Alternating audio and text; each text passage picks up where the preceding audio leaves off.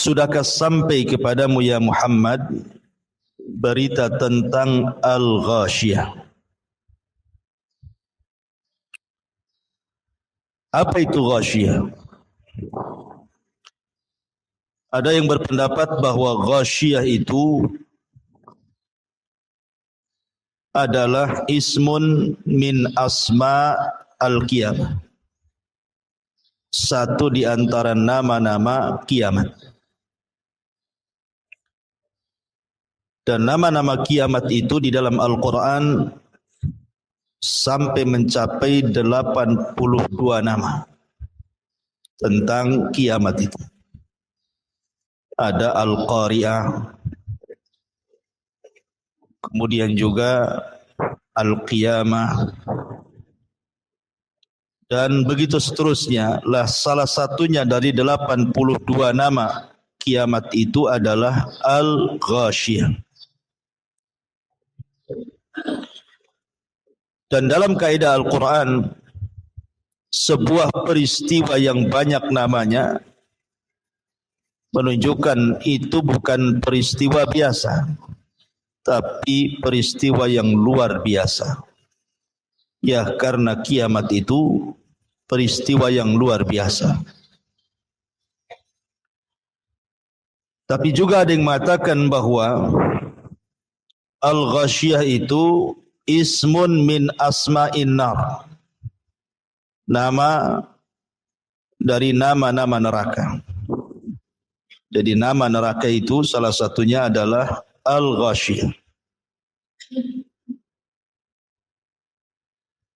Makanya Allah Subhanahu wa taala menyebutkan dalam surah Ibrahim ayat 50, syarabiluhum min qatiran wa taghsha wujuhahumun nar. Pakaian mereka terbuat dari cairan aspal dan wajah-wajah mereka taghsha. Taghsha itu artinya tertutupi oleh apa? Oleh api neraka.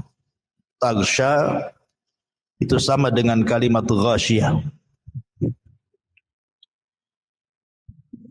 Jadi di sini ada dua penafsiran. Bisa dimaknai Al-Ghashiyah itu satu di antara nama-nama kiamat. Dan penafsiran yang kedua, Ghashiyah itu satu di antara nama-nama neraka Jahannam. Di sini Allah Subhanahu wa taala mengatakan, hal ataka hadithul Ghashiyah. Apakah khitab dalam ayat ini diberikan kepada Nabi sallallahu alaihi wasallam? Maknanya, sudahkah sampai kepada wahai Muhammad berita tentang kiamat? Ataukah khitab ini kepada setiap orang yang membaca Al-Quran? Maknanya, sudahkah sampai kepada anda yang membaca Al-Quran berita tentang kiamat? Dan dua-duanya bisa dijama, digabungkan. Karena setiap khitab orang yang diajak bicara itu disebut khitab. Setiap khitab yang dikhitabkan kepada Rasul juga berlaku kepada umat Rasul. Hal ataka hadithul Ghashiyah. Wujuhu yawma idzin khashi'ah, amilatun nasibah, tasla naran hamiyah. Kemudian Allah Subhanahu wa taala mengatakan, pada hari kiamat banyak wajah-wajah yang tertunduk lagi terhina. Kenapa?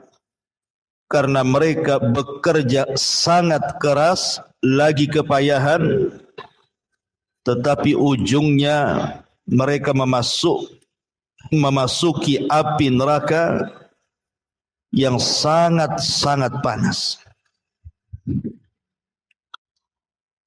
Di sini para ulama memberikan catatan kepada kalimat wujuhu yawma idin khashi'ah amilatun nasibah tasla naran hamiyah.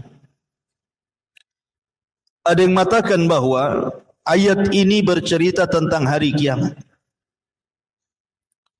Apabila manusia dibangkitkan di padang mahsyar setelah tiupan sangkakala kedua Israfil,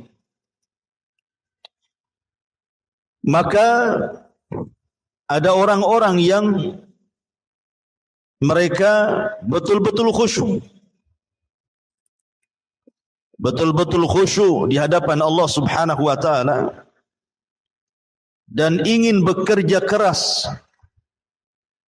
supaya mendapatkan keridhaan Allah Subhanahu wa taala.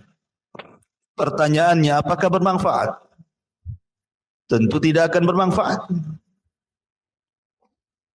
Karena khusyuk yang bermanfaat, bekerja keras lagi kepayahan dalam beribadah kepada Allah itu hanya bermanfaat kalau dilakukan di dunia.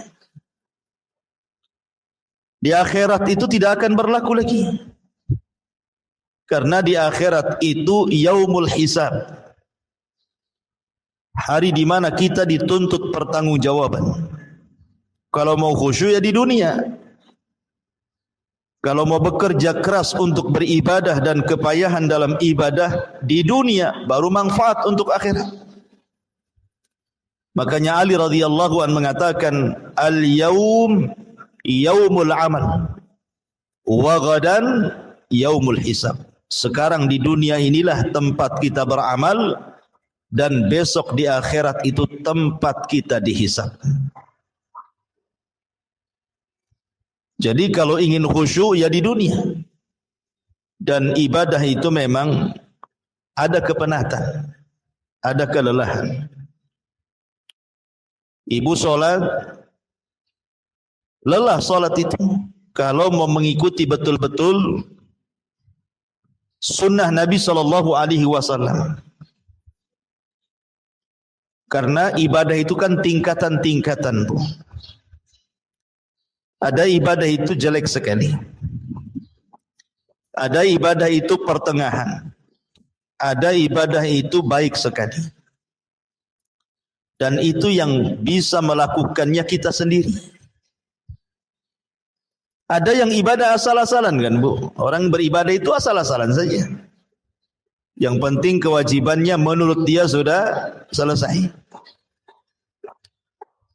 Ada ibadah mungkin sedikit agak baik. Tapi ada ibadah itu yang betul-betul dia beribadah itu di atas puncak kebaikan. Mulai daripada wudunya betul-betul diperhatikan, pakaiannya, kemudian tempat solatnya, sampai ke gerakan-gerakan solatnya betul-betul dia persembahkan kepada Allah Azza wa Jalla. Artinya itu kembali kepada diri kita yang melakukan ibadah.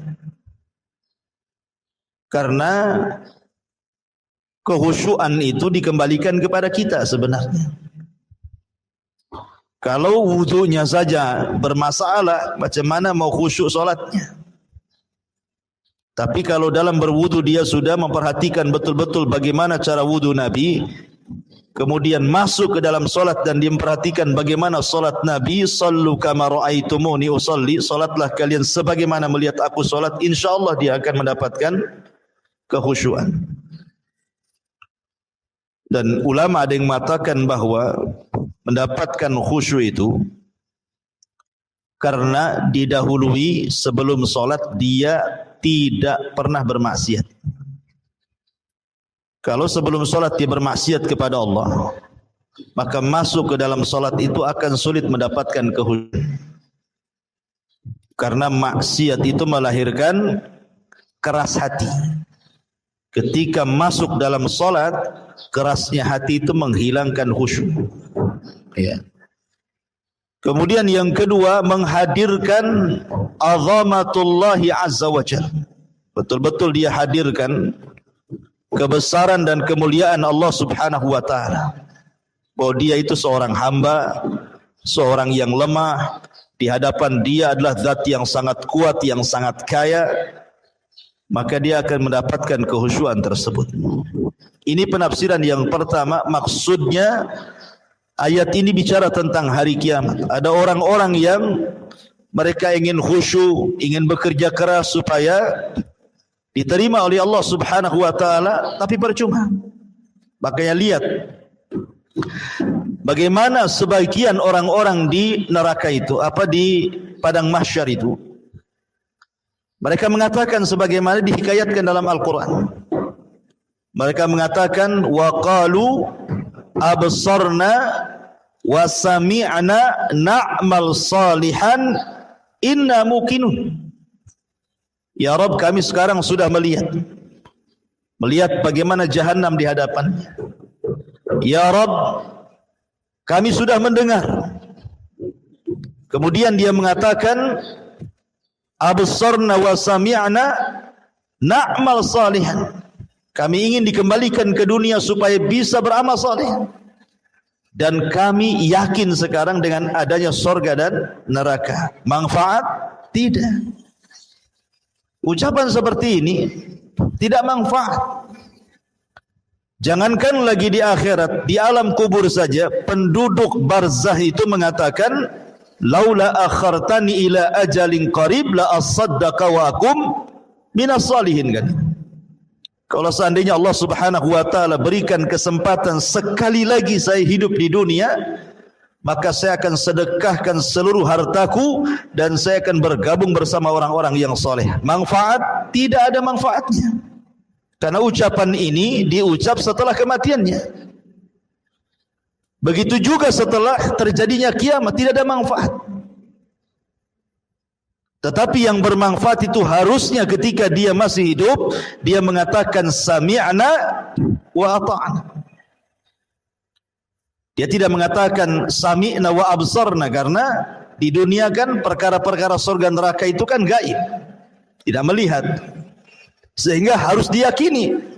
Dan keyakinan itu cukup dengan cara mendengar dan taat. Sami'na wa ata'na. Innama kana qaulul mu'minin idza du'u ila Allahi wa rasulihi liyahkuma bainahum an yaqulu sami'na wa ata'na. Kata kunci seorang mukmin apabila dipanggil Allah dan Rasulnya untuk berhukum dengan sesuatu, maka mereka mengatakan kami dengar dan kami taat. Ini satu penafsiran. Penafsiran yang kedua, ayat ini bicara tentang al-Yahud wan Nasara. Ayat ini bicara tentang kaum Yahudi dan kaum Nasrani. Jadi orang-orang Yahudi, orang-orang Nasrani digambarkan oleh Allah Subhanahu wa taala wujuhun yauma idzin khasyiyah. Pada hari kiamat wajah-wajah mereka tertunduk hina karena di dunia bekerja keras dan kepayahan, tapi di akhirat tasla naran hamiyah. Percuma kerja kerasnya, ujung-ujungnya masuk neraka. Dalam sebuah athar yang dinukilkan oleh Imam Ibnu Katsir rahimahullahu taala, jadi suatu ketika Umar bin Khattab radhiyallahu an melewati tempat tinggal seorang pendeta. Di zaman Umar itu lewat di sebuah daerah, di situ melewati tempat seorang pendeta. Lalu Umar memanggil pendeta tersebut.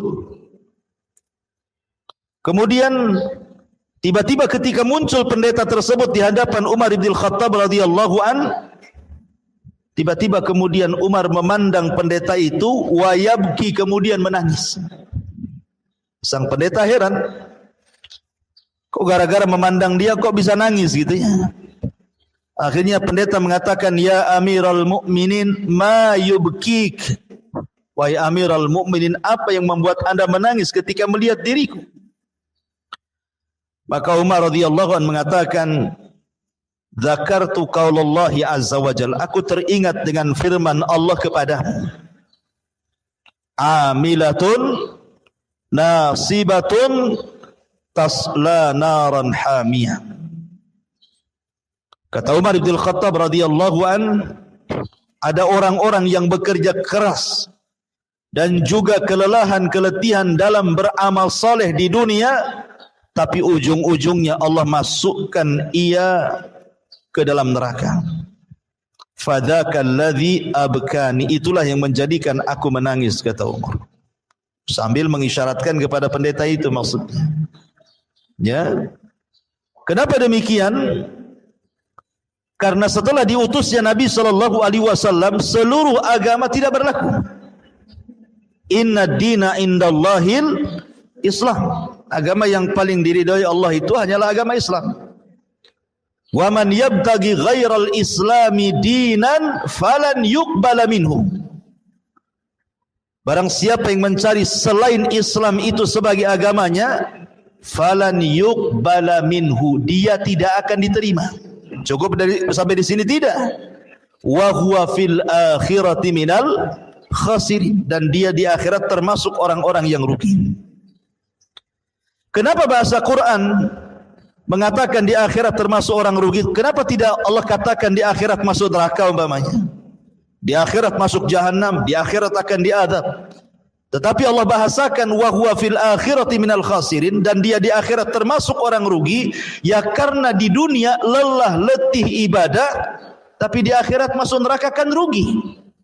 Dia sudah habiskan waktunya, tenaganya, biayanya untuk konon dia menyembah Allah, tapi seluruh daya upayanya ditolak Allah. Qul hal nunabbiukum bil akhsarina a'mala alladzina dhalla sa'yuhum fil hayatid dunya wa hum yahsabuna annahum yuhsinuna sun'a.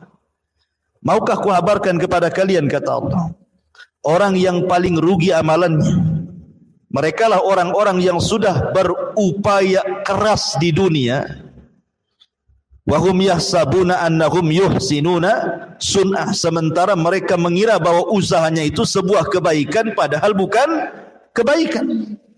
Itulah orang-orang yang merugi. Jadi ada juga yang mengatakan bahwa ayat ini turun kepada Yahudi dan Nasrani. Ada juga yang mentafsirkan bahwa ayat ini turun kepada Khawarij, kelompok Khawarij. Karena kelompok Khawarij itu amilatun nasibah tasla naran hamiyah. Orang-orang Khawarij itu luar biasa bu solatnya. Solat mereka jauh lebih hebat dibandingkan solat kita. Baca Quran mereka jauh lebih hebat dibandingkan baca Quran kita. Puasa mereka jauh lebih mulia, lebih hebat dibandingkan puasa kita. Tapi kenapa kemudian akhirnya mereka masuk neraka? Dan Rasul katakan yamruquna minad din kama yamruqus sahmu minar ramiyah. Mereka melesat dari Islam seperti anak panah keluar dari busurnya. Karena amalan mereka tidak mencontoh Nabi. Amalan mereka tidak mencontoh Nabi. Makanya kemudian percuma amalannya, karena amalan yang tidak mencontoh Rasul, kata Nabi SAW, man amila amalan laisa alaihi amruna fahuwa raddun. Barang siapa yang beramal yang tidak ada perintahnya dalam urusan kami, kata Rasulullah, maka amalan itu tertolak. Mardud, rad itu artinya ditolak, percuma. Jadi orang-orang Khawarij itu, makanya suatu ketika ada seseorang yang datang kepada Imam Al-Hasan Al-Basri rahimahullahu ta'ala. Hasan Al-Basri mengatakan, sesungguhnya orang-orang Khawarij itu sebenarnya bukan beramal karena Allah. Mereka sedang beramal karena dunia. Kemudian orang ini membantah perkataan Imam Hasan Al-Basri dan mengatakan, ya Imam, aku melihat dengan mataku. Mereka, maksudnya orang-orang Khawarij itu, mereka rela keluar dari rumah-rumah mereka, meninggalkan anak istri mereka, mengorbankan dunia mereka, bahkan mereka rela berperang sampai kemudian gugur di pertempuran. Apakah itu dikatakan mereka beramal karena dunia, ya Imam? Bukankah zahirnya mereka beramal karena akhirat? Kemudian Imam Hasan Al-Basri membantah orang ini dan mengatakan, karena kan Orang-orang Khawarij itu kebiasaan mereka memberontak kepada pemerintah yang sah. Ya, dan itu kita bisa lihat sejarah-sejarah bagaimana orang-orang Khawarij berperang melawan Ali bin Abi Thalib selaku khalifah kaum muslimin sampai mereka bertempur habis-habisan. Mereka rela mati gitu ya dalam peperangan itu. Jadi Hasan Al-Basri mengatakan, saya tanya kepada kamu, apakah pemerintah melarang salat sehingga harus diperangi? Tidak.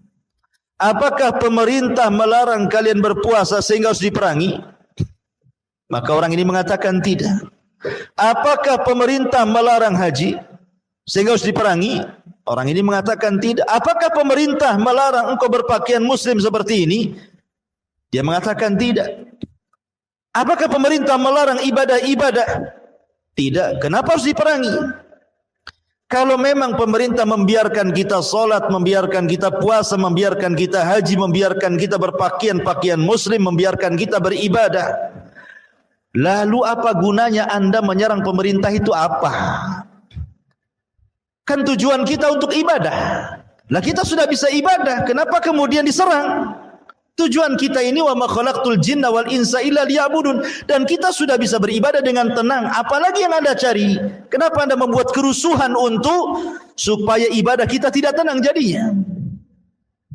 Ya. Ma'asyiral muslimat yang dimuliakan Allah Azza wa Jalla, dari sinilah maka ayat ini ada yang mengatakan turun kepada Khawarij, karena Rasul mengatakan yahkiru ahadukum salatahu ma'a salatihim wasiyamahu ma'asiyamihim yaqra'unal Qur'an la yujawizu tarakiyahum yamruquna minad din kama yamruqus sahmu minar ramiyah.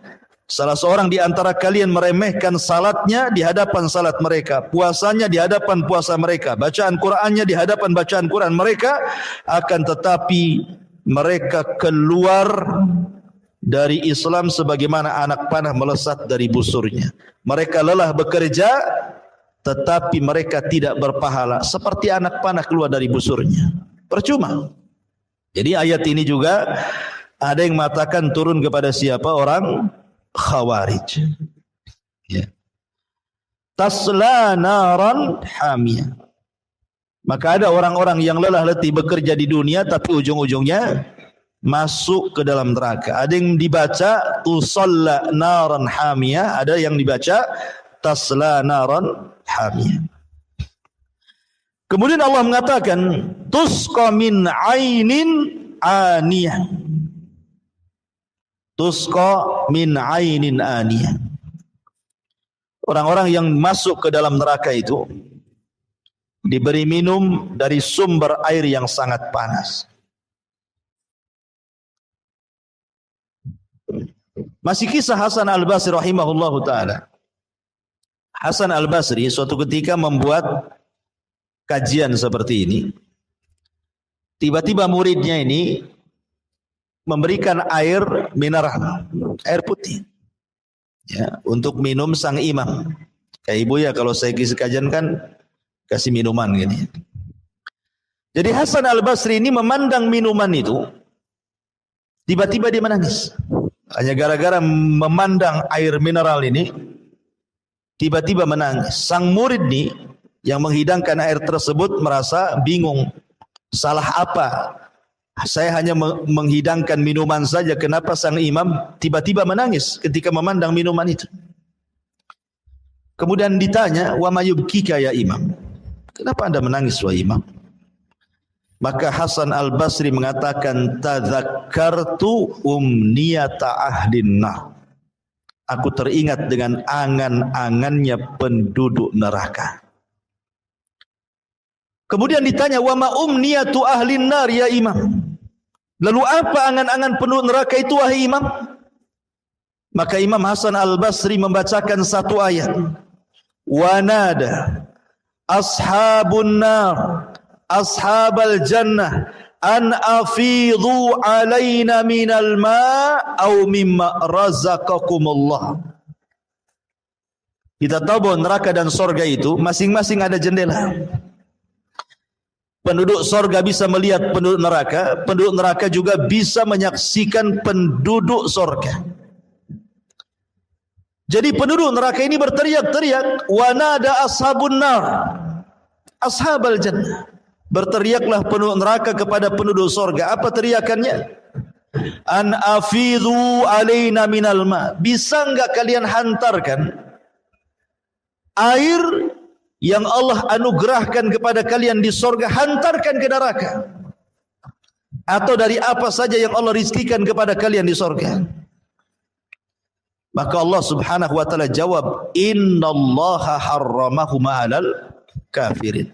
Enggak bisa, karena Allah sudah haramkan keduanya, baik minuman ataupun makanan, kepada orang-orang kafir yang ada di neraka.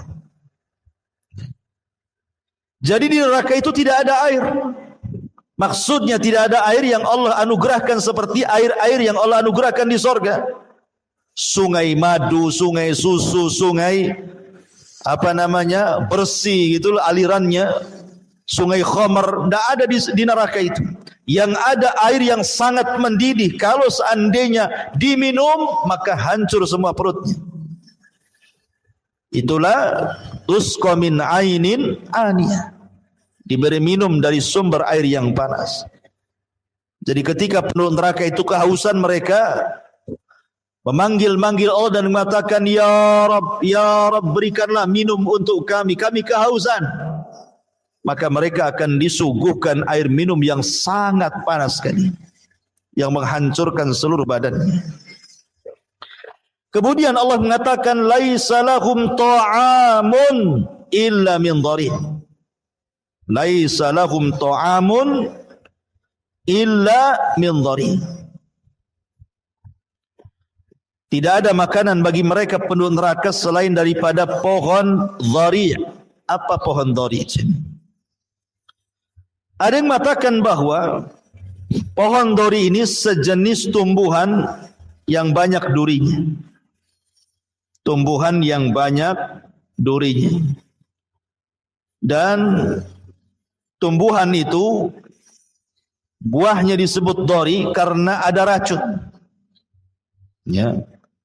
Ada racun yang kalau seandainya tumbuh di bumi, binatang pun tidak mau dekat karena beracun. Jadi buahnya banyak durinya dan beracun. Ya.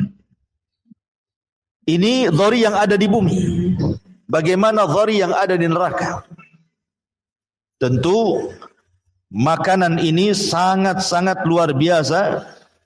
Tidak bisa dimakan dan bisa menghancurkan tenggorokan. Belum lagi sampai ke perut, tenggorokan sudah hancur karena banyak durinya. Ketika dia hendak memasukkan air untuk mendorongnya, malah hancur semuanya. Kenapa kemudian disebut dhari'? Dhari' ini artinya tadarru'. Tadarru' itu memelas bahasa kitanya. Ya. Karena ketika makanan ini dimakan, dia memelas kepada Allah supaya dikeluarkan. Ya Allah sampai tersiksa dia, sehingga memelas gitu ya, supaya dikeluarkan lagi karena sudah tidak bisa dikeluarkan, sudah nyarang di tenggorokan dia dan menghancurkannya. Makanya kemudian disebut dhari', karena dia tadarru, memelas kepada Allah untuk dikeluarkan, tapi tidak bisa karena sudah masuk ke dalam rahang dia dan menghancurkan rahangnya. Sebelum ke perutnya, rahangnya sudah hancur duluan. Ma'asyiral muslimat yang dimuliakan Allah Azza wa Jalla. Ada juga yang mengatakan bahwa makanan penduduk neraka itu adalah makanan dari darah dan nanah penduduk neraka itu sendiri. Jadi kalau penduduk neraka itu kelaparan, maka akan disuapi nanah dan darah dari penduduk neraka itu sendiri. Sebagaimana Allah menyebutkan dalam surah Haqqah 36, wala ta'amun illa min ghislin. Dan tidak ada makanan bagi penduduk neraka kecuali ghislin. Ghislin itu artinya perpaduan nanah dan darah. Itulah makanan. Ada juga yang mengatakan bahwa makanan penduduk neraka itu disebut zakum. Pohon zakum. Yang Allah katakan inna syazarataz zakum ta'amul athim kal muhli yaghli fil butun ka ghalil hamim. Sesungguhnya pohon zakum adalah makanan bagi orang-orang yang berdosa. Sebagaimana minyak yang panas yang mendidih dalam tubuh, sebagaimana mendidihnya air yang sangat panas sekali. Jadi bukannya mengenyangkan, malah kemudian menghancurkan. Makanya dalam sebuah penafsiran, datang Abu Jahal hendak mengejek tentang pohon zakum. Jadi kata Abu Jahal ini, dia mengatakan kepada orang-orang jahiliyah, "Ya ma'syara Quraisy, hal tadruna ma syajaratuz zakum allati yukhawwifukum biha Muhammadun?" Wahai orang-orang Quraisy, tahukah kamu apa itu pohon zakum? Pohon zakum ini tumbuh di neraka. Akarnya sampai ke dasar jahanam. Jadi Abu Jahal ini ingin mengolok-olok Nabi dan mengatakan, wahai orang-orang Quraisy, tahu enggak kalian pohon zakum itu? Yang Muhammad itu selalu menakut-nakuti kalian dengan pohon itu. Maka orang itu mengatakan, la ya Abu Jahal, tidak. Kami tidak tahu apa itu zakum. Apa kata Abu Jahal? Zakum itu adalah ajwatu yathriba bizubad atau bizubdi, wallahi la in istamkanna minha lanazkumannahan tazakkuman. Kata dia, zakum itu kurma Madinah. Kata Abu Jahal itu kurma Madinah loh, katanya. Bukan apa-apa, kata Abu Jahal itu. Kemudian dia mengatakan, demi Allah, seandainya saya bisa mendapatkan pohon zakum, niscaya saya akan memakan pohon itu dan akan memakan dari buahnya sepuas-puasnya. Ini kan kurang ajar kan, mengejek. Ya, Abu Jahal mengejek Nabi SAW, mengejek ayat-ayat Al-Quran. Padahal lihat bagaimana Nabi SAW mengatakan, lau anna qitratan minaz zakum. Kalau seandainya ada satu getah, ya, getah dari pohon zakum itu, kutirat, menetes di bumi, la amarrat ala ahlil ardi aisyahum fa kaifa man laisa lahum ta'amun illa zakum. Maka niscaya akan merusak kehidupan seluruh penghuni bumi. Bagaimana lagi dengan mereka yang tidak ada makanan kecuali pohon zakum itu. Jadi kalau seandainya getahnya saja, satu tetes saja, itu getah zakum neraka itu diteteskan di bumi, satu dunia makanan akan rusak. Satu dunia minuman akan rusak. Tidak bisa dimakan dan minum. Itu baru getahnya tuh, kata Rasul. Gimana kalau makan? Maka di sini apa yang dikatakan Abu Jahal itu hanya hendak memperolok-olok Al-Quran dan Nabi SAW. Dan semua makanan dan minuman di sorga itu, kata Allah, la yusminu wa la yugni minju. Tidak menggemukkan dan tidak menghilangkan lapar. Ibu kalau lapar, kemudian makan, pasti kenyang. Apalagi kalau biasanya makan satu piring, ibu makan 3 piring, pasti kenyang. Coba saja. Ya. Kalau ibu haus nih, ibu minum 1 gelas, apalagi 1 jerigen, hilang tuh hausnya. Yang ada kembung perut kan itu. Tapi ini makanan ini, ketika lapar dimakan, bukan makin kenyang, makin lapar. Dan ketika minuman itu diminum, bukan hilang hausnya, makin kehausan. Makanya Allah mengatakan, la yusmin wa la yughni minju. Tidak menggemukkan dan tidak pula menghilangkan lapar. Orang kalau banyak makan kan lama-lama gemuk kan. Ya, apalagi kalau sudah makan malam pasti gemuk. Tetapi makanan di neraka itu sama sekali tidak menggemukkan dan juga tidak mengenyangkan. Ini disebut kondisi halu ahli nar. Kemudian Allah Subhanahu wa taala mulai menjelaskan bagaimana kondisi penduduk surga. Ya. Begitulah Allah kalau menyebutkan neraka pasti setelah menyebutkan surga. Ya, karena dalam Teori dakwah juga ada namanya targhib, ada namanya tarhib. Ada sifatnya menakut-nakuti, ada sifatnya memberi kabar gembira, biar seimbang, biar orang enggak takut terus, maka diceritakan surga. Biar tidak menangis juga terkadang tersenyum dan tertawa. Allah mengatakan wujuhun yauma idzin na'imah. Pada hari itu ada wajah-wajah yang berseri-seri. Naimah itu artinya wajah orang yang tidak pernah susah hidupnya. Itu disebut naimah. Karena membedakan wajah orang sulit, orang susah dengan wajah orang yang gembira dan senang itu nampak di dunia saja, Bu. Ada anak kecil usia 3 tahun umpamanya.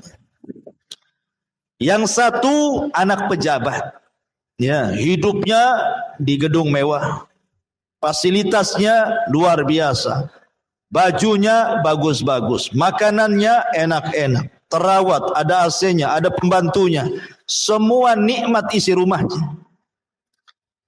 Dengan anak usia 3 tahun tinggal di Ruli, kan beda, Bu, ya? Ya, sudah ngontrak, kemudian cuman 2 meter pula tingginya, pakai seng, kalau panas kayak di open. Ya, nggak punya pakaian. Makanannya juga kadang ada yang dimakan, kadang enggak. Coba kumpulkan 2 anak itu, kan nampak tuh bedanya, kan? Ya. Nampaklah bedanya. Kalau anak yang orang susah sekali, kan, bajunya saja kadang-kadang penuh dengan pulau. Ya, entah pulau apa tuh di bajunya tuh. Karena enggak mampu membeli Baiklin-nya untuk nyuci. Ya, yang penting dikucek sajalah, ya. Kemudian dari kulitnya juga beda gitu ya. Tetapi anak orang kaya kan nampak. Itulah disebut kalau ada orang hidup di tempat nikmat, maka disebut wajahnya itu disebut naimah, berseri-seri. Jadi orang yang mendapatkan nikmat dengan orang yang tidak akan dapat nikmat itu dari wajahnya nampak, Bu. Orang kalau senang, kalau orang awam itu senang-senang, kadang-kadang sial, siul, nggak jelas, kan? Senyum, senyum, sial, siul, gitu ya. Tapi kalau lagi sulit tuh diem, kemudian mukanya masem, maunya emosi, gitu ya. Kan nampak tuh. Di dunia saja nampak tuh naimah dengan tidak naimah tuh. Apalagi di sorga. Saya contohkan sebuah hadis. Didatangkan nanti di hadapan Allah pada hari kiamat, min an'ami ahli dunia. Orang ini ketika di dunia termasuk orang yang paling diberikan nikmat. Bayangkan bahasa hadis menggunakan isim tafdil, an'am ahli dunia. An'am itu artinya tidak ada kenikmatan kecuali Allah berikan kepada dia. Rumahnya megah gitu ya, uangnya banyak, fasilitas nikmatnya, pokoknya hidupnya sejak lahir sampai mati senang saja, tidak pernah susah. Tetapi Allah takdirkan dia termasuk penduduk neraka. Didatangkan di hadapan Allah. Kemudian oleh Allah dicelupkan sekali celupan ke neraka, diangkat lagi. Kemudian Allah tanya kepada dia, hal marra bika min ni'amin qad. Kamu selama di dunia, dari mulai lahir sampai usia kamu anggaplah 100 tahun, kau tidak pernah sulit. Setelah aku celupkan kau ke neraka, masih terbayang enggak kenikmatan itu? Dia mengatakan, wallahi ma marra bi min ni'amin qattun. Demi Allah, tidak ada kenikmatan yang sudah pernah saya alami di dunia terlintas sedikit pun tidak. Padahal sejak bayi sampai mati dia senang saja. Tapi sekali dicelupkan di neraka, hilang tuh semua memorinya tuh. Nggak terbayang lagi dia dulu punya mobil, dia dulu punya rumah, dia dulu punya kebun, dia dulu punya uang, dia dulu makan enak, istrinya cantik, dan nggak lagi hilang udah. Nggak terbayang sedikit pun tuh, bayangkan. Begitu ngerinya neraka, baru dicelupkan saja tuh. Tetapi kata Nabi SAW, ada orang yang dihadapkan kepada Allah min akhbathi ahlil ardi, termasuk orang yang paling susah sejak lahir sampai mati. Tidak pernah senang hidupnya. Susah. Tidak punya rumah, hidup di bawah jembatan, cari rizki pun susah, kadang harus minta-minta, menahan malu. Pokoknya susah lah. Semua kesusahan ada pada dia sejak lahir sampai mati. Tetapi dia termasuk ahlil jannah, penduduk sorga. Kemudian Allah panggil, Allah celupkan di sorga. Kemudian habis dicelupkan, diangkat lagi dari sorga. Kata Allah, hal marra bika min bukhsin qat. Apakah masih ingat keperitan hidup dulu kau di dunia, ya, kau diusir sana sini, dihina sana sini gitu ya. Masih teringat enggak? Dia mengatakan, demi Allah tidak teringat sedikit pun. Hanya gara dicelupkan di sorga, semua memori susah di dunia itu hilang semuanya. Seperti itu loh gambaran neraka dan sorga. Lah di akhirat itu orang-orang yang beriman memiliki 4 wajah. Di akhirat itu orang-orang yang beriman memiliki 4 wajah. Wajah yang pertama yang Allah firmankan, yauma tabyaddu wujuh. Pada hari itu di akhirat ada wajah-wajah yang sangat putih bersih. Kapan itu? Di permulaan hisab. Ketika dia membaca catatan kebaikannya, maka wajahnya menjadi putih bersih. Ini yang pertama. Kemudian yang kedua, wajahnya musfir. Musfir itu artinya dari wajah yang sudah putih bersih terpantul cahaya. Wajahnya penuh dengan cahaya. Ya, bahasa ibu-ibu apa? Glowing itu apa namanya? Yang sudah putih glowing lagi kan itu. Jadi timbul tuh cahaya tuh. Kapan itu? Saat selesai membaca catatan. Dari wajahnya yang sangat putih bersih terpancar sinar. Sudah putih bersinar lagi. Musfir. Wujuhu yawma idin musfirah.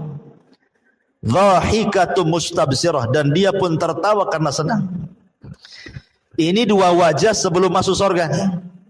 Ya, 2 wajah ini sebelum masuk ke dalam surga. Awal hisab dan akhir hisab. Ketika masuk ke dalam surga, inilah wajah yang disebutkan dalam surah Al-Ghasyiyah ini. Wujuhu yawma idzin na'imah. Ketika dia melihat surga dengan istana-istananya, dengan sungai-sungainya, dengan taman-tamannya, dengan para pembantunya dan begitu seterusnya. Mulai dia berseri-seri, senyum kan. Kan begitu Bu, kalau lihat nikmat tuh kan di dunia saja senyum Bu ya. Ibu kemudian ketiban duren. Bukan asli ya, kalau asli habislah kepala. Maksudnya ketiban duren tahu-tahu dapat uang banyak miliaran. Kan senyum-senyum saja Bu. Kenapa? Tenang, hutang rumah selesai, hutang kulkas selesai, hutang ini selesai, semua selesai. Senyum aja dia kan. Itu kalau dapat nikmat. Tapi kalau datang tagihan listrik Bu, itu kan lain tuh. Udah stres nih, listrik mau naik nih. Jadi di dunia saja nampak gitu kalau melihat sebuah nikmat itu, apalagi di sorga yang kenikmatannya tidak bisa dilihat, baru mereka lihat. Kenikmatannya tidak bisa didengar dan tidak pernah mendengar. Di dunia tiba-tiba betul-betul dia mendengar. Di akhirat seperti apa? Melihat, mendengar, dan sudah tidak dibayangkan karena sudah di dalam surga. Ya tentu wajahnya naimah berseri-seri. Kemudian yang terakhir adalah wajah-wajah yang radhiyah. Yang radhiyah itu senang, redha gitu ya. Orang redha kan senang Bu. Di dunia saja orang redha itu senang. Walaupun susah, yang penting kan redha gitu ya. Ini 4 wajah bagi ahlul imani wal islam. Bagi orang yang beriman dan orang Islam. Wujuhun yawma idzin na'imah li sa'yiha radiyah. Mereka redha, mereka senang karena usahanya sendiri. Ibu kalau sholat Kemudian habis sholat senang. Senang karena ibu sudah melaksanakan perintah. Ya. Kemudian ibu puasa. Senanglah kalau sudah berpuasa itu kayak senang, plong gitu ya. Ikhlas. Kapan lagi puasa Ramadan ditunggunya sama dia. Ya, masih nengok almanak gitu ya. Kemudian ibu sedekah kayaknya puas kalau ngasih uang sama orang miskin itu kayak puas. Kapan lagi kalau saya punya rezeki saya kasih lagi gitu. Itu namanya radhiyah. Kalau orang beribadah seperti itu saja Bu, radhiyah, itu di dunia itu senang sekali rasanya. Kayaknya plong gitu ya. Tapi kalau ibadah itu tidak redha, terpaksa Bu, maka kesannya malas-malas.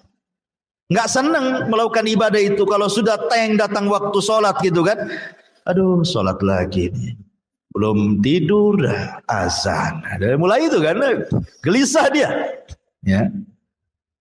Jadi akhirnya kemudian ibadah itu jadi beban bagi dia. Kayak ibu punya utang sama orang. Kalau sudah dibayar tuh plong gitu. Ya gitu juga. Jadi sholat itu hanya sekedar melaksanakan kewajiban saja.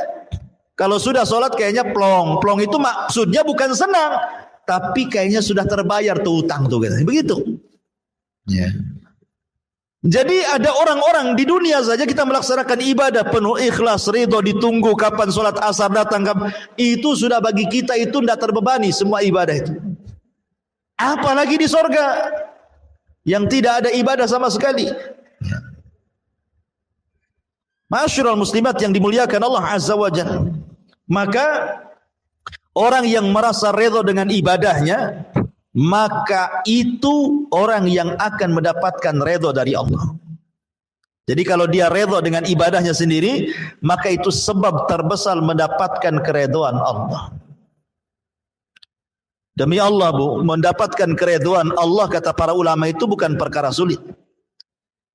Asal kita mau melakukannya. Contoh umpamanya yang ringan saja, kalau ibu habis makan, ibu mengucapkan alhamdulillah. Habis minum mengucapkan alhamdulillah. Dalam setiap hal ibu katakan alhamdulillah. Katakan alhamdulillah ala kulli hal, pada setiap kondisi. Mau susah alhamdulillah. Ya sesusah-susahnya saya masih bisa makan. Terus sebelah itu sesusah-susahnya dia susah sampai kurus. Nah, gitu ya. Dia masih bersyukur gitu maksudnya ya. Dengan yang ada itu masih disyukuri. Itu salah satu sebab terbesar ibu mendapatkan ridha Allah. Karena memang orang yang seperti ini menerima apapun yang diberikan oleh Allah Azza wa Jalla, itu syarat terbesar untuk dapat ridha. Ketika dia ridha dengan apa yang diberikan oleh Allah, maka Allah pun ridha kepada dia. Ketika dia tidak ridha akan apa yang diberikan Allah, maka Allah pun tidak akan ridha kepada dia. Karena orang yang tidak ridha dengan pemberian Allah, biasanya dia menjadikan Allah itu objek celaan.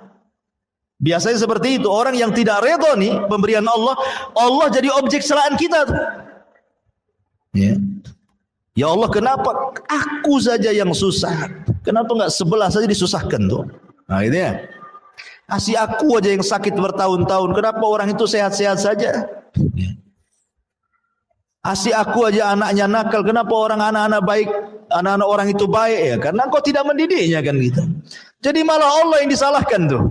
Ya, jangan seperti itu. Ya, lisa'yiha radiyah. Mereka senang karena usahanya sendiri, maksudnya saat masih di dunia mereka beramal soleh, mereka salat, puasa, membayar zakat, haji, membaca Quran, mereka menjaga diri dari hal-hal yang haram sehingga di akhirat mereka mendapatkan balasan di mana Allah akan ridha kepadanya. Kemudian Allah mengatakan fi jannatin 'aliyah. Mereka akan masuk ke dalam sorga yang tinggi. Sorga itu bertingkat-tingkat. Makanya sering saya katakan Syekhul Islam Ibn Taimiyah sampai ketika memberikan sarahan hadis, Allah memanggil penduduk sorga dan mengatakan iqra wartaq warattil kama kunta turattil fid dunya fa inna manzilataka inda akhiri ayatin taqra'uha. Bacalah Quran wahai fulan, sambil kau naik, maksudnya terbang. Ya, di sorga itu semua manusia akan terbang. Karena tidak ada gravitasi. Kalau di bumi itu kan ada gravitasi. Jadi kita disedot bumi, makanya tidak bisa terbang. Coba kalau keluar angkasa sana, ya kan pada terbang tuh orang-orang yang ke bulan tuh. Nah, di sorga itu tidak ada gravitasi, sehingga orang bisa terbang. Dikasih rop-rop gitu ya, kasih sayap di punggung, terbang. Ya, Allah mengatakan, Iqra, baca Quran, terbang kau ke atas. Pilih tingkatanmu di sorga itu, karena sorga itu tinggi, bertingkat-tingkat. Makin tinggi makin indah, makin tinggi makin indah gitu ya. Dan terus baca, tartilkan bacaanmu sebagaimana di dunia engkau mentartilkan bacaanmu. Nanti engkau akan mendapatkan tingkatan di mana disesuaikan dengan ayat yang kau baca terakhir di dunia. Artinya semakin banyak membaca Quran, semakin gemar dengan Al-Quran di dunia, maka semakin tinggi tingkatannya. Dari hadis ini kata Ibnu Taimiyah rahimahullahu taala beristimbat hukum bahwa tingkatan di sorga itu sebanyak ayat di dalam Al-Quran. 6.500 kurang lebih ayat di Quran kan? Sebanyak itulah tingkatan di sorga. Dan satu tingkatan ke tingkatan berikutnya itu perjalanan 500 tahun atau bagaikan langit dan bumi. Pertingkatannya itu ya, luar biasa. Fi jannatin 'aliyah la tasma'u fiha laghiyah. Di sorga itu kamu tidak akan mendengar perkataan yang tidak berguna. Nggak ada di sorga itu orang yang nyelekit ngomongnya itu. Ya, di dunia saja kan Bu ya, orang yang nyelekit ngomongnya itu. Makanya sering saya katakan 3 kaedah yang ibu pasti lalui di dunia. 1, dunia ini bukan tempat istirahat. 2, ibu tidak mungkin selamat dari ucapan manusia. 3, ibu pasti mati. Ya. Makanya ada 3 hal. Ibu pasti akan disakiti, ibu pasti lelah, ibu pasti mati. Ya, itu 3 perkara akan dilalui itu.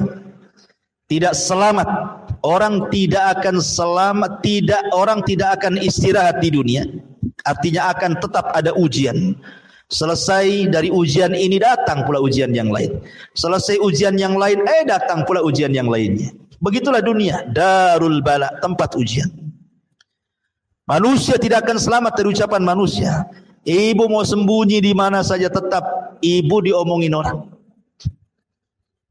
Ya, coba saja Bu, ibu menghindar dari ucapan manusia, ngurung diri, jangan pernah keluar. Tutup jendela, tutup pintu, tutup ventilasi. Ya kan? Tetap saja orang mengatakan, jangan-jangan itu sakit jiwa orang itu tidak pernah keluar gitu kan. Ya, padahal niat dia supaya jangan salah ngomong, salah bergaul, sehingga dia ngurung diri. Itu saja dibilang gila, dibilang sakit jiwa kan. Artinya orang nggak mungkin lepas, makanya biarkan orang bicara, Bu. Biarkan, capek sendiri dia. Ya, biarkan dia bicara. Kemudian orang pasti mati, makanya ibu akan senantiasa disakiti dan ibu akan lelah dan ibu akan mati. Makanya perlu 2 hidup di dunia itu, sabar dan beriman dengan takdir. Sabar mau diapakan lagi? Memang seperti itu orang hidup di dunia kan, harus sabarlah. Dan beriman dengan takdir, bahwa ujian dan ucapan orang itu semua sudah ditakdirkan. Kalau orang berjalan dengan takdir, tenang, biarkan sudah ngomong. Dia ngomong gitu sama saya kan sudah takdirnya, memang di hari ini ngomong sama saya. Nah, selesai kan? Ya. Bu, itu orang itu kok ngomong begini-begini sama, nggak apa-apa, itu kan sudah ditulis 500 tahun sebelum Allah ciptakan langit dan bumi, kan tenang kalau ngomong gitu. Kalau ibu kejar ngomong apa dia?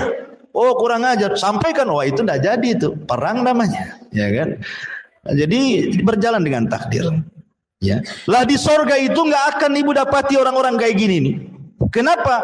Karena sebelum orang masuk ke dalam sorga itu Allah sudah cabut wa naza'na ma fi sudurihim min ghillin ikhwana. Jadi perasaan dengki, perasaan dendam, perasaan hasad itu tidak ada lagi. Di sorga itu cuma 1 hati. Cuma 1 hati. Semua sama hatinya seperti itu. Oh, di bumi itu kan hatinya banyak, ada yang hasad, ada yang dengki, ada yang benci, ada yang ghibah, macam-macam ya.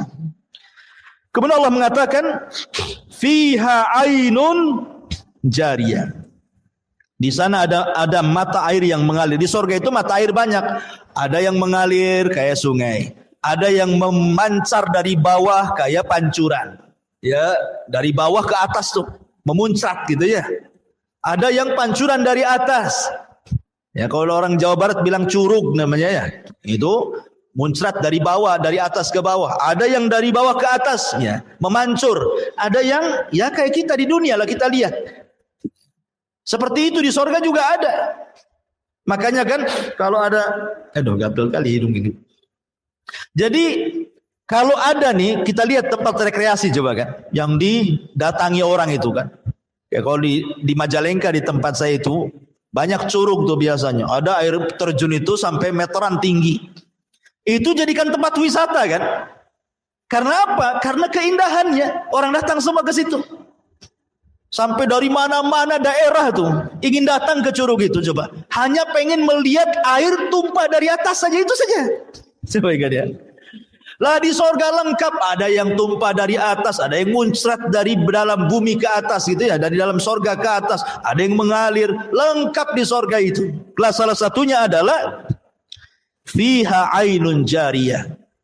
Ada mata air yang mengalir. Kalau mengatakan fiha sururun marfu'ah, di sana ada dipan-dipan yang ditinggikan. Dipan-dipan yang ditinggikan. Ada yang mengatakan sebagian penafsiran surur di sini artinya bidadari. Ya, bidadari. Termasuk kalau ibu-ibu Allah takdirkan masuk ke dalam sorga, maka ibu bagian daripada surur. Ya. Karena ibu lebih hebat, lebih indah, lebih cantik dibandingkan bidadari. Sebagaimana perkataan Ummu Salamah. Ummu Salamah ngomong sama Nabi, ya Rasulullah, kenapa Al-Quran masih cerita bidadari saja dan tidak cerita orang wanita dunia yang masuk surga? Jadi Ummu Salamah ini ngomong begitu ya. Kok di Quran kan semua kalau mensifati wanita-wanita itu, maksudnya wanita surga, yang disifati bidadari semua. Lah kami nih kalau masuk surga ya Rasulullah, bagaimana kondisi kami? Maka Rasul mengatakan, engkau wahai Ummu Salamah dan semua wanita dunia yang masuk surga jauh lebih indah dibandingkan bidadari. Kenapa? Karena Anda masuk surga dengan kepayahan. Dengan sholat, puasa, zakat, haji, macam-macam ya kan. Baru masuk surga. Sementara bidadari sudah ada di surga tanpa ada kepayahan. Ya. Dan marfu'ah di sini maksudnya marfu'ah itu dihilangkan. Marfu itu artinya dihilangkan, diangkat, itu artinya marfu ya.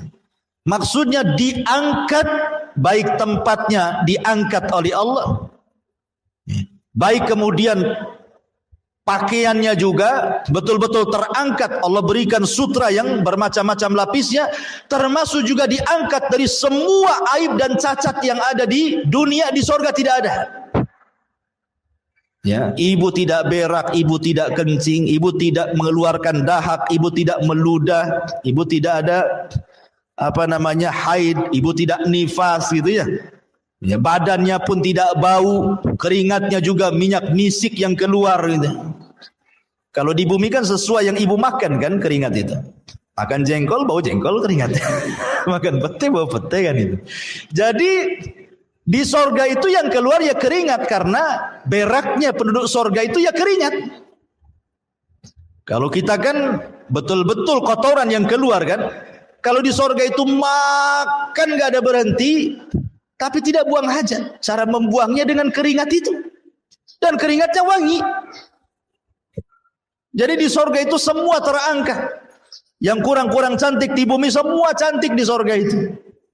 Nggak perlu ke salon, nggak perlu tusuk sana tusuk sini, benang sana benang sini, silikon sana silikon sini, nggak perlu. Ya di sorga itu sudah indah dengan sendirinya. Itu maksudnya marfu. Ada juga mentafsirkan seperti itu. Ya. Ini cerita soal kenikmatan bidadari dan wanita-wanita yang masuk sorga ke dalam sorga, di atasnya bidadari. Ya, dan sekarang lagi viral ya, gara-gara seorang ustazah cerita bidadari jadi viral, jadi di medsos itu. Ketika ada penggiat sosial justru meledek soal bidadari, naudzubillah. Ustazah ini bagus-bagus saja menceritakan tentang kenikmatan seorang laki-laki di sorga itu, Ya memang bidadari, karena Allah yang mengatakan dalam Al-Quran zuyyina linnasi hubbus syahwat minan nisa, kan itu. Laki-laki itu dicintakan syahwatnya yang pertama kali kepada wanita, kan itu. Baru kemudian kepada yang lain. Ya, tapi perempuan kan tidak. Kemudian komen juga, kalau laki-laki dapat bidadari, perempuan dapat apa? Dapat Tupperware katanya. Astagfirullah. Ini kan kurang ajar, Bu ya.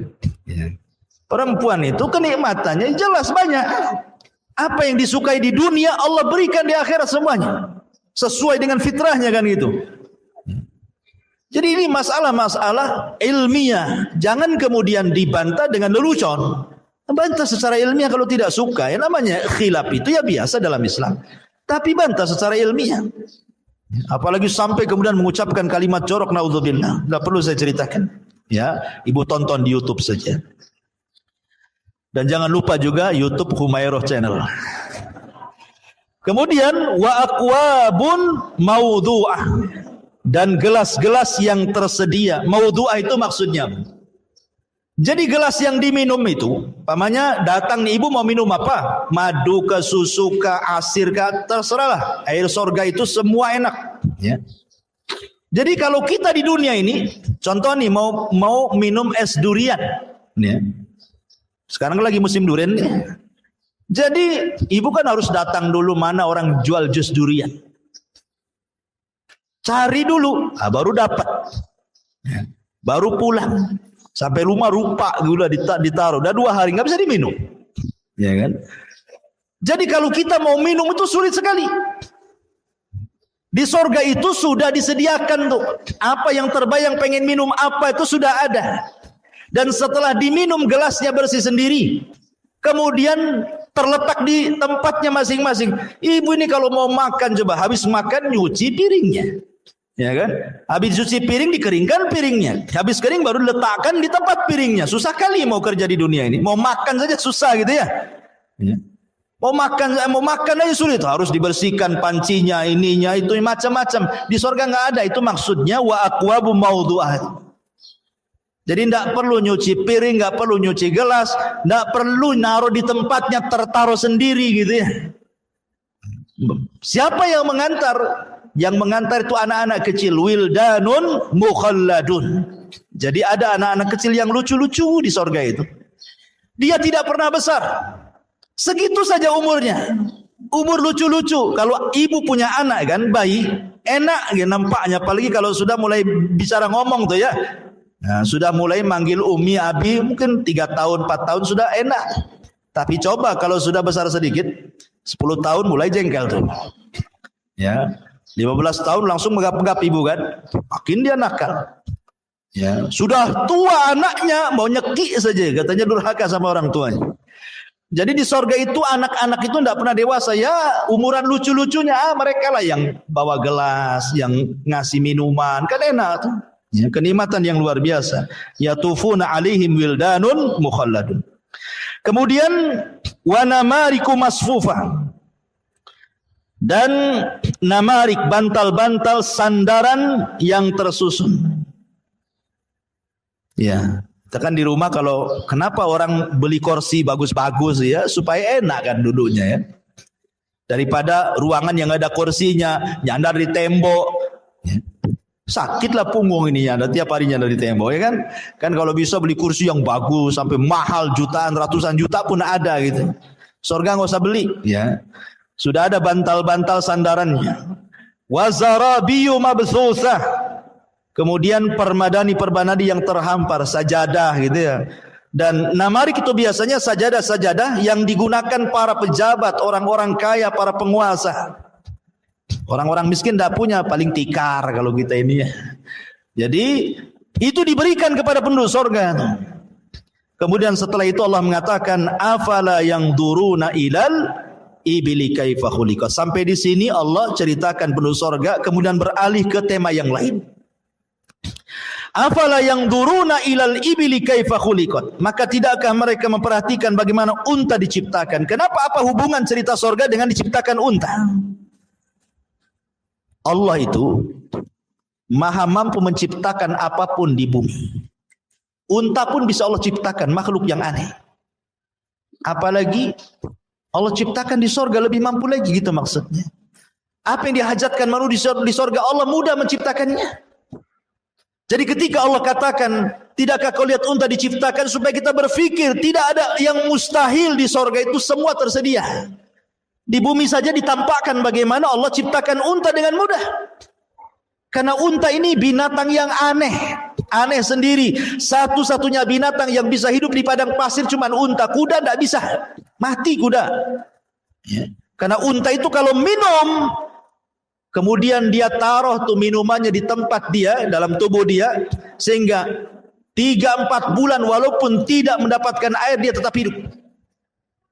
Bahkan terkadang orang-orang Baduy itu, kalau mereka melakukan perjalanan di padang pasir, minumannya tidak kayak kita ditaruh di jerigen gitu ya, di aqua gelas tuh apa ya, di aqua botol, enggak, ditaruh di perut unta itu. Jadi kalau butuh minum tinggal dicucukkan aja, nanti keluar airnya.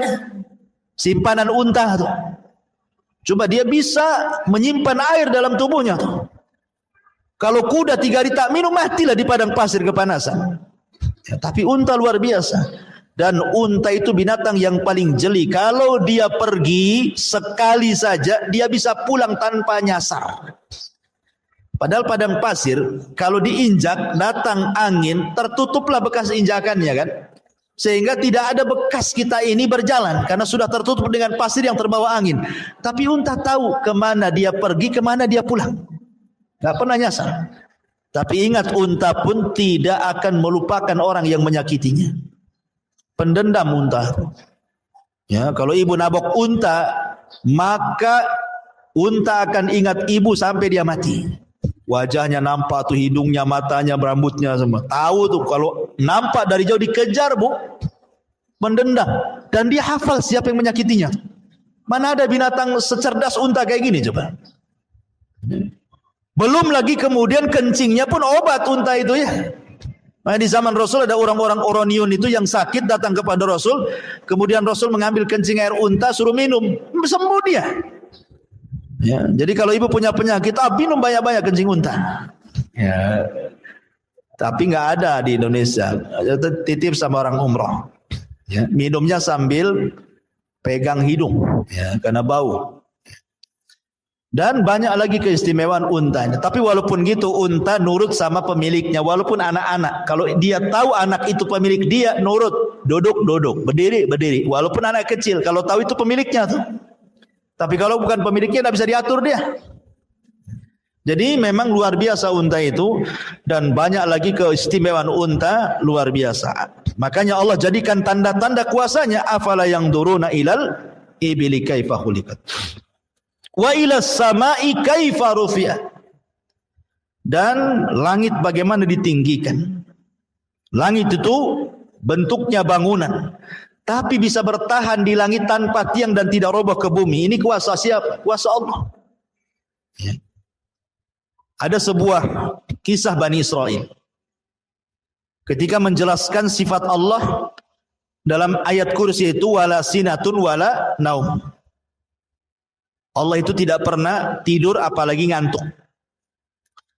Jadi Nabi Musa menghadap Allah Subhanahu wa ta'ala. Nabi Musa kan kalimullah, kalimur rahman. Dia orang yang suka bicara dengan Allah Azza wa Jalla. Kemudian dia mengatakan kepada Allah kan, kenapa Allah tidak tersifati dengan sifat tidur dan ngantuk?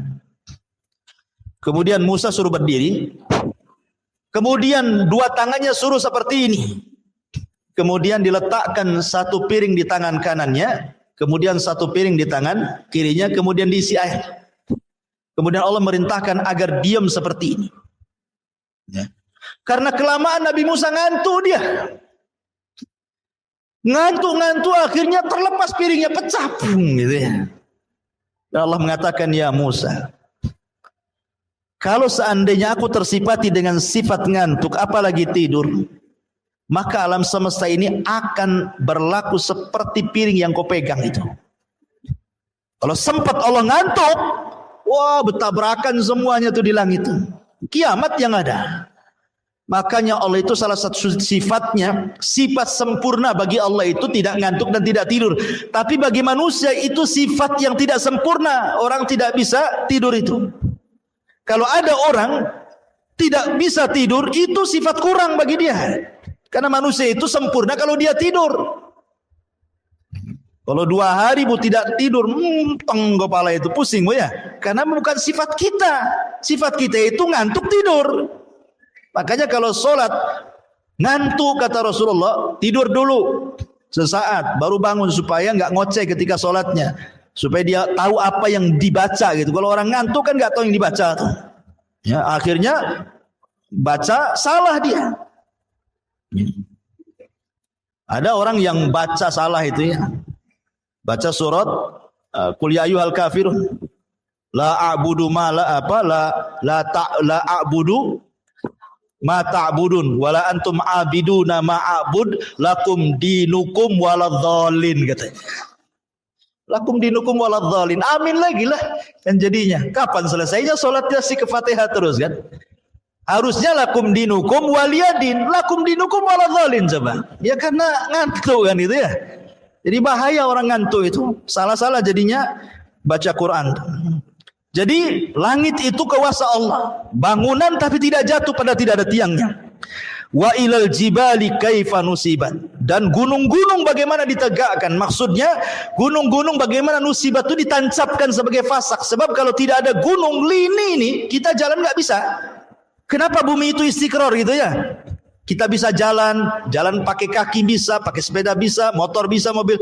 Karena buminya diam. Coba kalau buminya gempa sedikit, oyong kita mau jalan.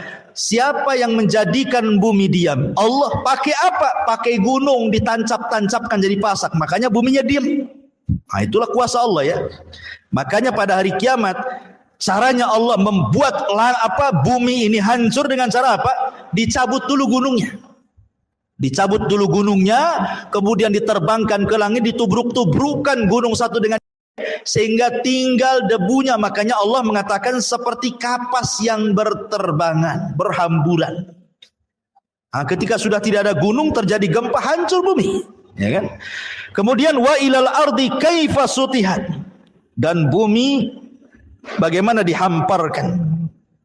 Ya, bagaimana dihamparkan sehingga kita bisa hidup, bisa bangun rumah gitu ya, karena Allah sudah fungsikan di beberapa tempat di bumi itu ada khusus perumahan, ada gunungnya, ada lautnya, ada sungainya dan seimbang, tidak ada air laut tumpah ke bumi. Padahal secara teori lautan lebih tinggi dibandingkan daratan, tapi kenapa tidak tumpah coba? Ya itu kuasa Allah lah kan gitu.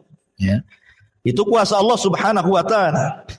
Kemudian Allah Subhanahu wa taala berfirman, fadzakir innama anta mudzakir lasta alaihim bimusaitir illa man tawalla wa kafar fayu'dzibuhu Allahul adzabal akbar inna ilaina iyabahum summa inna alaina hisabahum.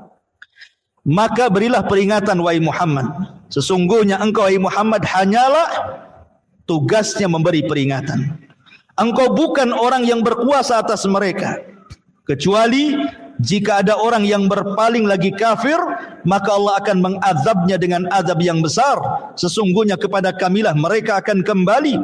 Kemudian sesungguhnya kewajiban kamilah membuat hisab perhitungan atas mereka. Taib, ini ayat yang terakhir. Jadi Allah Subhanahu wa taala memerintahkan Rasul untuk memperingatkan manusia. Subhanallah. Kalau ibu sedikit saja memandang sejarah Nabi, bagaimana Nabi SAW berdakwah mengingatkan manusia itu luar biasa. Rasul itu berdakwah siangnya, malamnya, sembunyi-sembunyinya, terang-terangannya, menghabiskan waktunya, tenaganya, biayanya, hartanya, bahkan harta istrinya ludas untuk berdakwah. Walaupun demikian, tetap balasan orang-orang Quraisy itu ada yang mencaci, memaki, menghina, mengatakan Rasul gila, mengatakan Rasul tukang sihir, mengatakan Rasul pemecah belah. Akhirnya Rasul diintimidasi, akhirnya Rasul diusir. Terkadang ada rencana pembunuhan sampai hijrah dari Mekah ke Madinah. Bayangkan. Ini penderitaan Nabi luar biasa. Untuk siapa aja kalau bukan untuk kita? Tetapi Nabi SAW mengajarkan kepada kita agar jangan pernah lelah. Jangan pernah bosan. Fadzakir, terus berikan peringatan, terutama kepada keluarga, kepada tetangga, kepada orang-orang. Innama anta mudzakir, karena tugas kita hanya memberikan peringatan. Apalagi tugas kita ini menyampaikan hidayah Allah kepada manusia. Soal hidayah itu diterima atau tidak, lasta alaihim bimusaitir, itu bukan urusan kita, bukan urusan Nabi. Ya, engkau bukanlah orang yang berkuasa atas mereka memaksa hidayah. Tidak. Tugas kita menyampaikan kebenaran. Kalau di antara keluarga kita ada yang masih syirik, suka ke dukun, sampaikan ini tidak boleh, ini syirik. Soal terima atau tidak urusan dia. Yang penting saya sudah menyampaikan yang benar. Ya. Kalau ada keluarga kita masih menyelisih sunnah Rasul, kita arahkan ini enggak boleh loh, enggak ada contohnya. Enggak terima, ya terserah dia. Terima, alhamdulillah. Tapi kita tidak boleh memaksa. Tugas kita hanya menyampaikan saja ya. Ya. Menyampaikan hidayah Allah kepada mereka, karena taufik itu milik Allah. Sekelas Nabi saja Abu Lahab, pamannya justru jadi musuh. Sekelas Nabi saja Abu Thalib yang orang baik saja, tetap saja tidak masuk Islam, padahal sudah mengakui agama Nabi, mati kafir gitu ya. Karena hidayah itu milik Allah, dan para Nabi diuji seperti itu. Istrinya Nuh kufur, istrinya Lut kufur, ayahnya Ibrahim kufur, dan begitu seterusnya. Karena apa? Lasta alaihim bimusaitir illa man tawalla wa kafar. Ini balasannya. Kalau ibu sudah menyampaikan hidayah kepada manusia, tapi manusia menolaknya, malah berpaling kafir, itu bukan urusan ibu lagi. Itu urusan Allah. Fayu'adzibuhu Allahul adzabal akbar. Itu urusannya dengan Allah. Ada keluarga kita yang masih berbuat dosa maksiat, syirik dan bid'ah dan begitu seterusnya. Ibu peringatkan mereka. Kau tidak mau, sudah, kewajiban ibu sudah selesai. Menyampaikan kebenaran, tinggal dia dengan Allah urusannya. Itu maksudnya ya. Nanti itu ada urusan sendiri, perhitungan dia dengan Allah tuh. Fa yu'adzibuhu Allahul adzabal akbar, maka Allah akan mengazab dengan azab yang besar. Kemudian Allah ingatkan dua perkara, inna ilaina iyabahum thumma inna alaina hisabahum. Sungguh kepada kamilah semua manusia kembali, dan kewajiban kami menghisab mereka. Inna lillahi wa inna ilaihi rajiun. Kita semua datang dari Allah dan akan kembali kepada Allah.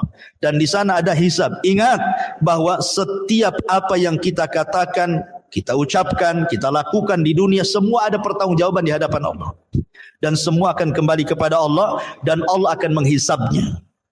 Ya, makanya kenapa kemudian khitab ayat ini diberikan kepada orang-orang Quraisy. Kenapa? Karena mereka salah satunya mengingkari adanya kehidupan setelah kematian. Maunya mereka itu bebas. Kalau habis maksiat kemudian mati, ya sudah selesai jadi tanah. Ya. Kalau seperti itu, kasihanlah orang baik. Kasihan orang yang dizalimi, tidak ada keadilan kan? Nih, ibu dizalimi, tiba-tiba kemudian orang yang menzalimi mati jadi tanah, ibu tersiksa sampai mati. Kan gak ada keadilan namanya ya. Makanya supaya ada keadilan, ada hisab di sana. Mungkin ibu tidak dapat keadilan di dunia, tidak ada masalah ya. Tapi di akhirat ada zat yang maha adil, yang mengadili manusia seadil-adilnya, yang tidak ada satupun hakim di dunia yang mampu menghukum seadil Allah subhanahu wa ta'ala. Maka menjadi ketenangan bagi kita ya. Kalau seandainya kita disakiti, kita diuji, semua ada hisabnya di hadapan Allah subhanahu wa ta'ala.